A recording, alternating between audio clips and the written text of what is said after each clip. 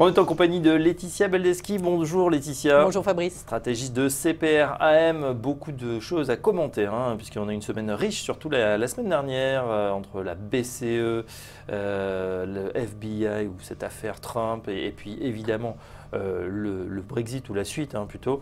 On démarre avec Theresa May. Theresa May qui a subi une déroute aux élections au Royaume-Uni.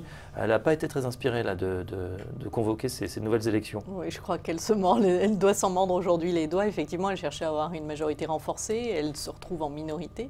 Donc obligée d'aller chercher quelques voix de soutien de façon à avoir une majorité pour faire passer ces réformes ou ces mesures. Tout ça, en plus, dans l'objectif de négocier au mieux un Brexit. Et on voit bien que la situation va être très très compliquée. Le 19 juin reprennent les négociations avec l'Union européenne. On se pose quelques questions, effectivement. Ouais, dans son propre camp, c'est vrai qu'elle est contestée. Boris Johnson qui serait pressenti pour prendre sa place. Est-ce que le processus du Brexit est remis en question selon vous ? Je ne pense pas, parce que c'est un vote populaire, ce référendum. C'est difficile de toute manière de revenir dessus.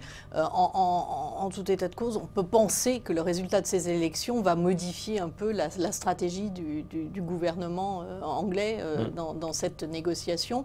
Et peut-être un peu moins, l'option du Brexit dur serait peut-être un peu moins aujourd'hui d'actualité. Encore faut-il qu'il y ait aussi de toute manière un désaccord à l'intérieur de ce parti conservateur pour une voie de négociation.